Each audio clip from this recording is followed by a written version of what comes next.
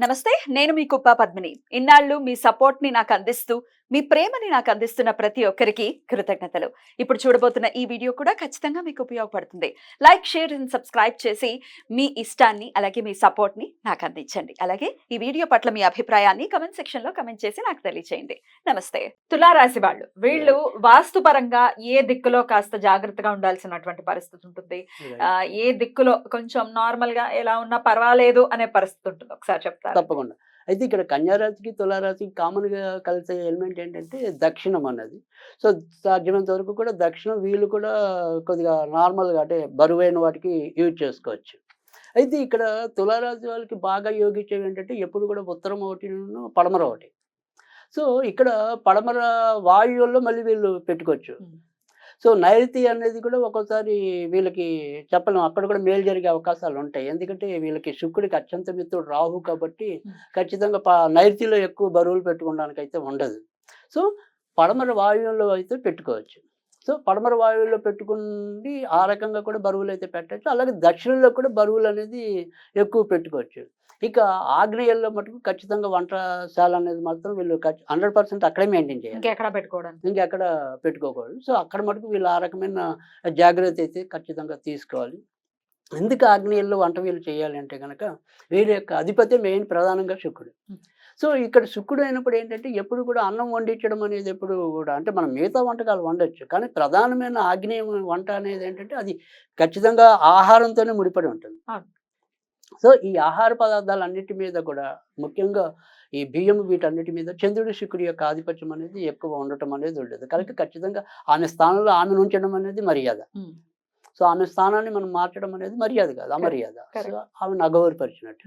So, అందుకని వీళ్ళైతే కనుక ఖచ్చితంగా అక్కడే మెయింటైన్ చేయటం అనేది ఒకటి. తర్వాత రెండోది ఏంటంటే ఈ మంటతో కూడింది ఏంటంటే ముఖ్యంగా ఈ ఏదైతే వృషభ రాశి గాని, తర్వాత వచ్చేప్పటికి తులా రాశి గాని వీళ్ళకి 2 రకాల వ్యాధులు ఎక్కువ రావడానికి అవకాశాలు ఎక్కువుంటాయి.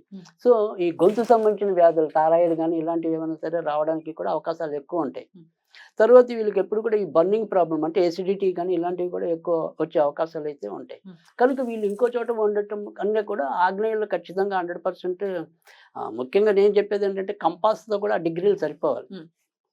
సో, చాలామంది ఏంటంటే ఊరికే ఇది తూర్పు కాబట్టి ఇటు ఉన్నది ఆగ్నేయం, ఇటు ఉన్నది ఈశాన్యం అలా అనుకుని కొంతమంది మేస్త్రీలు పెట్టేస్తూ ఉంటాం. బట్ అది ఒక్కోసారి ఆ డిగ్రీస్‌లో మనకు అది కుదరకపోవచ్చు. అది ఆగ్నేయం అన్నది ఒక్కోసారి ఆగ్నేయంలోనే ఉండదు. ఒకసారి ఈశాన్యంలో కూడా ఆగ్నేయం వెళ్ళిపోతుంది. సో, అప్పుడు కొద్దిగా ఇబ్బంది అనిపిస్తూ ఉంటుంది నేను కొన్ని సార్లు ఇల్లులు చూసినప్పుడు. ఎందుకంటే వీళ్ళు ఎంతసేపు ఇటువైపు ఎడమ వైపు ఉన్నది ఈశాన్యం, కుడివైపు ఉన్నది ఆగ్నేయం అనుకుంటే ఒక్కోసారి చెప్పలేం. డిగ్రీస్ ప్రకారం మనం ఈ మరి మంట అన్నది దేవుడి శాలలో పెట్టలేం కదా! సో, అలాంటి కొన్ని సార్లు ఇబ్బందొస్తాయి. అయితే ఇక్కడ నేను చెప్పేది ఏంటంటే ఒకవేళ ఇలాంటి పరిస్థితి ఒకవేళ ఇదే తులారాశికి ఏర్పడింది అనుకుంటాం. అంటే ఒకసారి మనం డిగ్రీస్ ప్రకారం చూసినప్పుడు ఈశాన్యంలోకి వెళ్ళకుండా దేవుడి గది ఆగ్నేయంలోకి వెళ్ళింది అనుకుందాం. ఈ ఆగ్నేయంలోకి వెళ్ళినప్పుడు వీళ్ళకి వచ్చే ప్రమాదం పెద్దగా లేదు.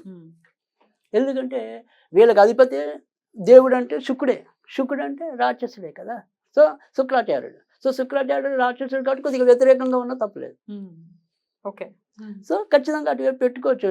అయితే మనం ఇక్కడ చేయాల్సింది ఏంటంటే ఏదైతే మనకి ఎదురుగుండా ఉండే పీఠం ఉందో ఈ పీఠంలో సాధ్యమైనంత వరకు కూడా స్త్రీలకు సంబంధించిన దేవతలు ఉంటే మంచిది. ఇప్పుడు వెంకటేశ్వర స్వామి కానీ ఇలా పురుషులు ఎవరైతే ఉంటారో వాళ్ళ కుడి పక్క కానీ ఎడమ పక్క కానీ ఉండాలి.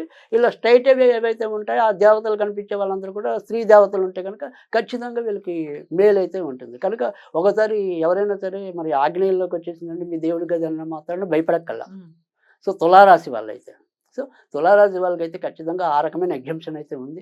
సో, ఆ రకంగా అయితే మేలు జరుగుతుంది. కాబట్టి వీళ్ళు పాటించవలసిందల్లా ఏంటంటే ఈ ఆగ్నేయులకి కరెక్ట్‌గా అది వచ్చిందా లేదా అనేది. తర్వాత రెండోది వచ్చేప్పటికి ఏంటంటే ఆగ్నేయంలో కుదరకపోతే మరి ఇంకెక్కడైనా వంట పెట్టచ్చా?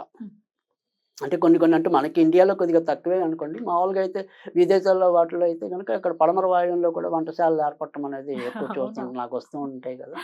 సో, ఏం అలా చెప్తారు అలా ఉన్న వాటికి? అది పెట్టుకోవచ్చంట నేను. పెట్టుకోవచ్చంటారా? ఇప్పుడు కూడా అదే చెప్తున్నా. ఇప్పుడు ఒకవేళ ఇన్‌కేస్ ఆగ్నేయంలో మనకి కుదరకపోతే పడమర వాయువ్యంలో పెట్టొచ్చు. మళ్ళీ ఉత్తర వాయువ్యంలో పెట్టకూడదు. పడమర వాయువ్యంలో పెట్టొచ్చు. సో, అది ఆ డిఫరెన్స్ తెలిస్తే చాలు. ఉత్తర వాయువ్యం అంటే ఏంటి? పడమర వాయువ్యం అంటే ఏంటి? అది తెలిస్తే గనుక పడమర వాయువ్యంలో పెట్టొచ్చు. సో, తప్పకుండా నార్త్ ఈస్ట్ జోలికి వెళ్ళకూడదు. రైట్. నార్త్ వెస్ట్ అయితే ఓకే. రైట్. Right. అలా చేస్తే కనుక ఖచ్చితంగా ఇబ్బంది అయితే ఉండదు. సో నెక్స్ట్ ఆప్షన్ అయితే అదే ఉంటుంది. తర్వాత వచ్చేప్పటికైతే వీళ్ళు ఇంట్లో వచ్చేప్పటికి ఏంటంటే సాధ్యమైనంత వరకు కూడా అగ్నికి సంబంధించిన ఏ వస్తువులు కూడా ఎక్కువ పెట్టుకోకూడదు. అంటే అగ్నికి సంబంధించిన వస్తువులు అంటే కనుక ఏదైనా సరే మనం ఈ వాల్ పేపర్స్ ఇలాంటి వాటిల్లో కూడా ఎర్రటి సూర్యుడు ఉదయిస్తున్నది అంటే Fire, ఫైర్‌లో సో ఈ ఫైర్‌కి సంబంధించిన ఎలిమెంట్స్ అవి కూడా అలాంటివి వీళ్ళు ఎక్కువ పెట్టుకోకుండా ఉండాలి. ఉండాలి. లేకపోతే డబ్బు అధికంగా ఖర్చు అవ్వటం అనేది ఉంటుంది. సో వీళ్ళకి సాధ్యమైనంత వరకు కూడా అదృష్టాన్ని ఇచ్చేవాడు బుధుడు అవుతాడు కాబట్టి గ్రీనరీకి సంబంధించినవి ఏవైనా సరే అలాంటి ఎలిమెంట్స్ ఏమైనా కూడా వీళ్ళు ఖచ్చితంగా పెట్టుకుంటే కనుక మేలు జరగటం అనేది ఉంటుంది. అడవులకి ఇలాంటి ఫారెస్ట్ ఇలాంటివన్నీ ఉంటాయి కదా! అలా గ్రీన్‌కి సంబంధించినవి ఏవైతే గ్రీనరీస్ ఉంటాయో అవి పెట్టుకోవటం వల్ల లాభం ఉంటుంది. తర్వాత వచ్చేప్పటికి ఏంటంటే ఈ ఆగ్నేయంలోకి వచ్చేప్పటికి సో ఈ ఆగ్నేయంలోకి వచ్చేప్పటికి ఏంటంటే ఖచ్చితంగా ఒక వెండి గుర్రపు బొమ్మ గనక అది ఏ సైజ్ అయినా పర్వాలా. ఆ వెండి గుర్రపు బొమ్మ గనక పెడితే గనక ఖచ్చితంగా వీళ్ళకొచ్చే డబ్బులు నిలవటం అనేది కూడా ఉంటుంది. కనుక అలాంటిది ఏదైనా సరే ఆగ్నేయంలో పెడితే తప్పకుండా మంచి జరగటం అనేది ఉంటుంది. కానీ తెలియక ఏంటంటే కొంతమంది ఇదే గుర్రపు బొమ్మని అందరూ కూడా పెట్టేసుకోవటం అనేది ఉంటుంది. కానీ దానివల్ల కొంతమందికి ఇబ్బందులు అంటే ముఖ్యంగా ఖర్చులు పెరగటం అనేది ఉంటుంది. ఖర్చులు అంటే ఏదైతే తులారాశి మేలు ఎలా ఉంటుందో అదే దానివల్ల ఒకసారి మీన రాశి వాళ్ళు పెట్టుకుంటే ఇబ్బంది ఉంటుంది. సో మనం ఏంటంటే ఒక్కోసారి ఆ బొమ్మలు బాగున్నాయి కదా అని చెప్పి వీటిలో ఏమంటాం పెట్టేసుకుంటుంటాం. ఇబ్బంది అవుతుంది. ఆ ఇబ్బంది అనేది ఉంటుంది. కనుక ఆ రకంగా మాత్రం కొంతవరకు వీళ్ళకైతే ఉపయోగం ఉంటుంది ఈ గుర్రపు బొమ్మతో. సో ఇలా ప్రతి ఒక్కటి కూడా మనం పెట్టే వస్తువులు వాటి యొక్క స్థానాలు బట్టి కూడా ఒక్కోసారి మనం చిన్న చిన్న మార్పులు అంటే కొంతమంది ఎద్దేవా చేసే వాళ్ళైతే ఉండొచ్చు. దీంట్లో ఏముంది దీంట్లో ఏముంది అని. సో కానీ అది పట్టించుకోదు. కొద్దిగా చిన్న చిన్న మార్పులతో కూడా మన జీవితాల్లో అవి పెద్ద చాలా పెద్ద రిజల్ట్స్ రిజల్ట్స్ వస్తాయి ఖచ్చితంగా. సో అది ఎలా అంటే వస్తాయి అంతే. సో అది తర్వాత వాస్తుకున్నటువంటి వాస్తు ప్లే చేసే రోల్ అటువంటిది. ఇక్కడ మనం వాస్తు అనేది మనం చెప్పాలి. ఇక్కడ మనం మీరు గమనిస్తున్నట్టయితే కనుక మనం అన్ని కూడా గ్రహాలతో ముడిపడి చెప్తున్నాం ఈ వాస్తు. ఇంటర్లింక్ చేసి చెప్తున్నాం. సో అది అందుకని ఇక్కడ ఖచ్చితంగా దాని యొక్క ఇన్ఫ్లుయెన్స్ అయితే ఉంటుంది. సో ఎగ్జాక్ట్లీ వాస్తు అన్నా ఎగ్జాక్ట్లీ జ్యోతిష్యం అన్నా అవి రెండు సెపరేట్. కానీ ఒకదాన్ని ఒకటి ఆధారం చేసుకుని సింక్రైజ్ చేసి చేస్తే కనుక ఖచ్చితంగా ప్రయోజనం ఉంటుంది. అది మనం న్యూమరాలజీ తీసుకుని ఏది తీసుకున్నా. సో ఇక్కడ ఏదైనా సరే మనం అంటే సినీ సంగీతం అనుకుంటే ఏ సంగీతం బేస్ అనేది ఎప్పుడు కూడా శాస్త్రీయ సంగీతంలో ఉంటుంది.